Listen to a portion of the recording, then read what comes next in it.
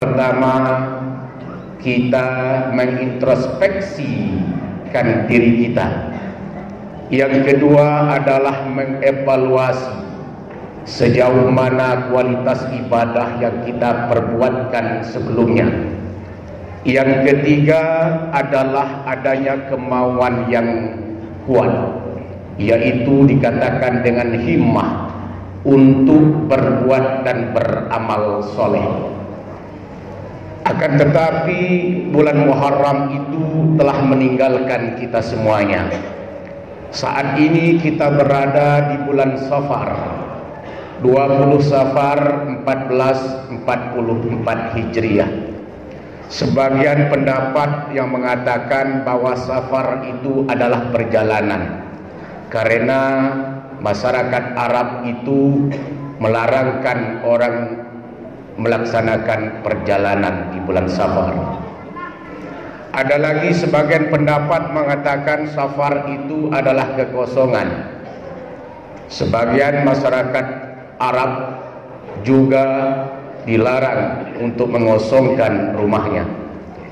Ada lagi sependapat mengatakan Safar itu adalah penyakit, cacing di dalam perut, karena ada wabah penyakit di bulan Safar. Ada juga pendapat mengatakan Safar itu adalah kesunyian, kesepian, karena masyarakat Arab di saat itu menyucikan dan menyepikan diri di saat Safar. Ada lagi Safar itu sebagian pendapat mengatakan bahwa Safar itu adalah bulan bala, bulan musibah. Itu pun pendapat ada yang mengatakan itu khurafat, tahayul, dan mitos. Akan semuanya itu dijelaskan oleh Rasulullah SAW.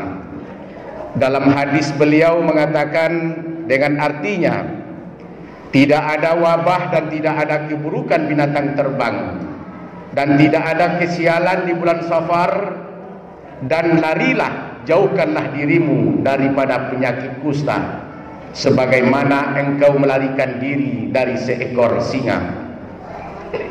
Di kota Madinah di saat itu datanglah suatu penyakit yang dikatakan dengan penyakit kusta.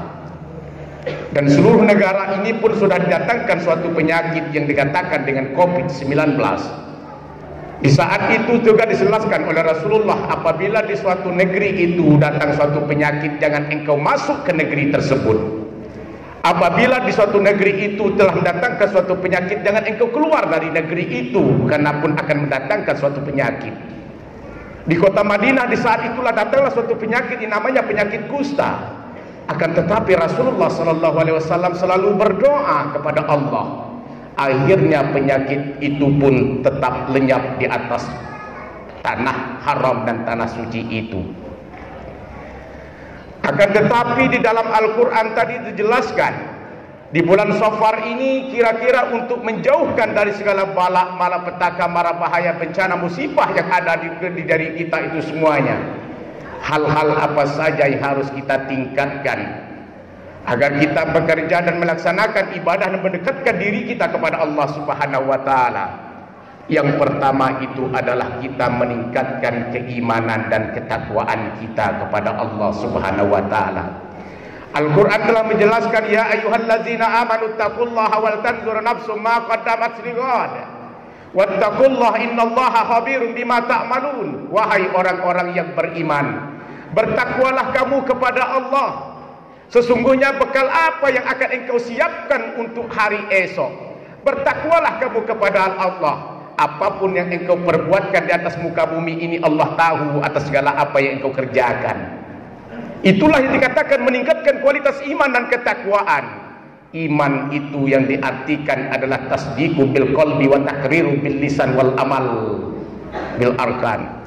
Apa yang kita yakinkan di dalam tubuh kita dan dada kita, yang kita ucapkan secara lisan kita, yang kita implementasikan di dalam perbuatan kita sehari-hari, itulah yang dikatakan dengan keimanan. Al-imanu yazidu wa yankus. Iman itu suatu saat dia meningkat dan bertambah-tambah, dan suatu saat ia berkurang dan menipis. Itulah yang dikatakan dengan iman. Yazidu bi taatillah wa yanqusu bi ma'siyatillah. Apabila iman itu bertambah, berarti dia sedang taat kepada Allah Subhanahu wa taala. Apabila iman itu menipis dan berkurang, berarti dia lagi berbuat maksiat kepada Allah Subhanahu wa taala. Itulah yang dikatakan dengan iman. Ada seorang pemuda. Seorang pemuda ini adalah orang yang rajin untuk melaksanakan sholat berjamaah. Seorang pemuda ini sangat sering selalu akan mendekatkan hatinya ke masjid untuk berjamaah. Di setiap sholat subuh, si pemuda ini selalu hadir dalam berjamaah.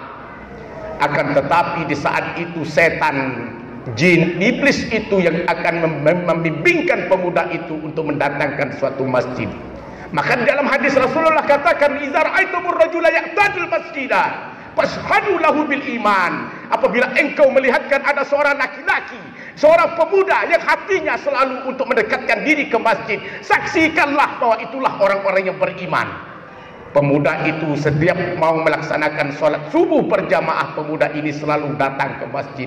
Akan tetapi di saat perjalanan menuju masjid itu, setan itu gelincirkan si pemuda itu masuk ke dalam suatu lubang yang sangat besar, sehingga pakaian si pemuda itu pun menjadi kotor. Karena terjatuh tadi, si pemuda ini kembali ke rumah, digantikannya kembali pakaian itu. Lalu ia tetap melaksanakan dan berjalan menuju masjid. Di dalam menuju perjalanan untuk menuju ke suatu masjid itu, setan pun akan gelincirkan pemuda itu, dimasukkan lagi ke dalam lubang yang sama, akhirnya terjatuh dan pakaian pemuda itu pun juga kotor. Pemuda itu pun kembali ke rumah menggantikan pakaiannya, sehingga 3 kali pemuda ini jatuh dalam lubang yang besar dan sama. Itu semua digelincirkan oleh setan di saat itu. Yang keempat kali pemuda itu tetap ingin berjalan menuju masjid untuk melaksanakan sholat subuh berjamaah.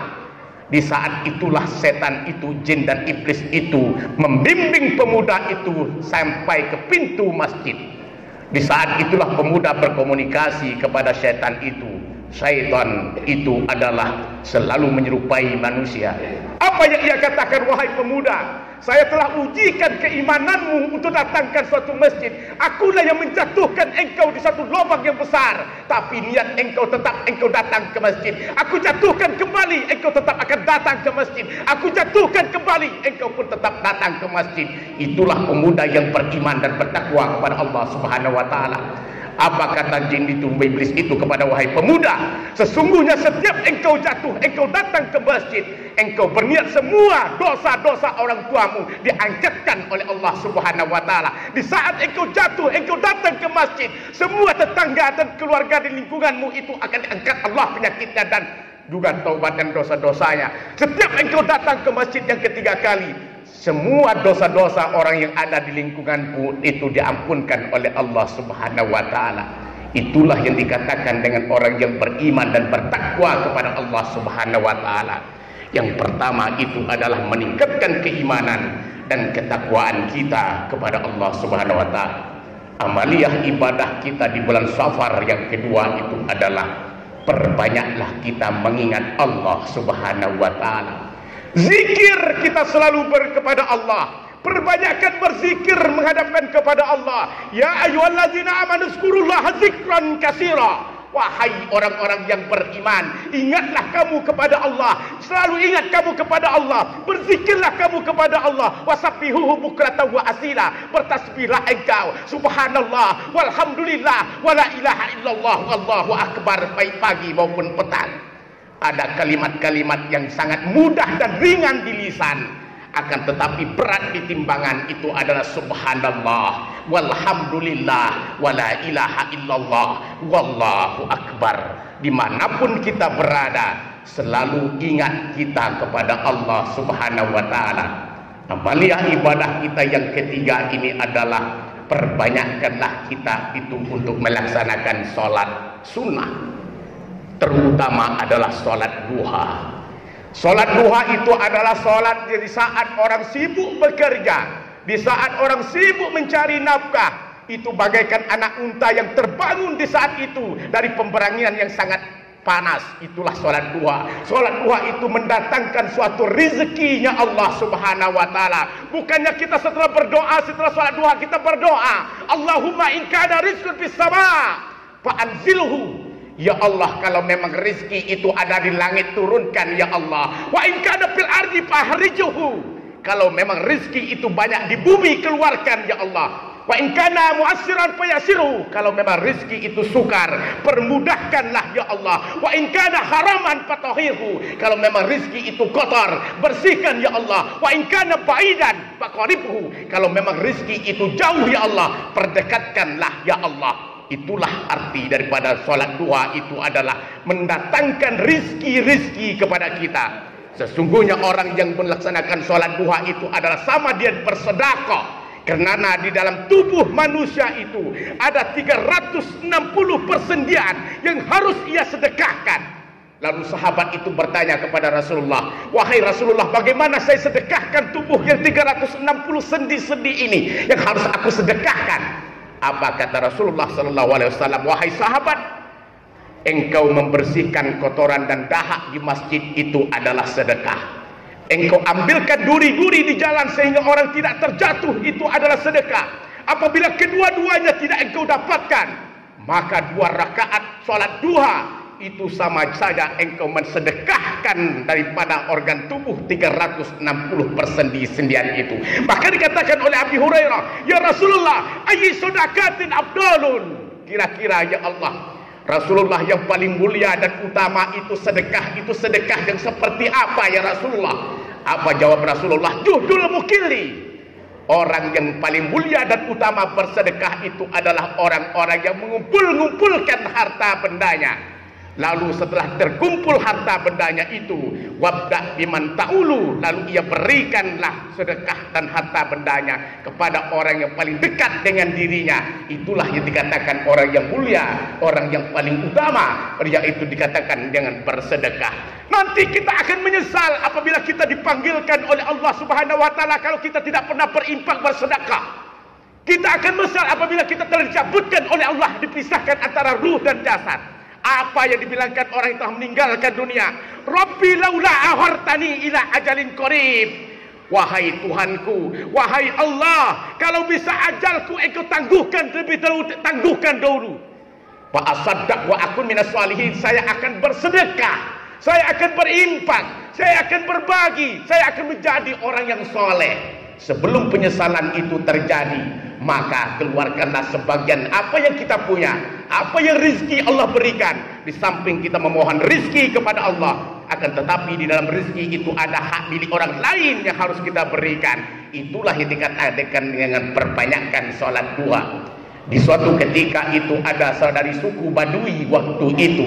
Satu keluarga di suku Badui adalah orang yang miskin. Orang yang miskin, orang yang tak punya apa-apa, tak punya harta benda di saat itu. Orang yang miskin, akan tetapi dia berniat akan menjadi orang yang kaya. Lalu lama si miskin suami istri ini termenung di bawah pohon. Bagaimana untuk mendapatkan sesuatu kekayaan di saat itu?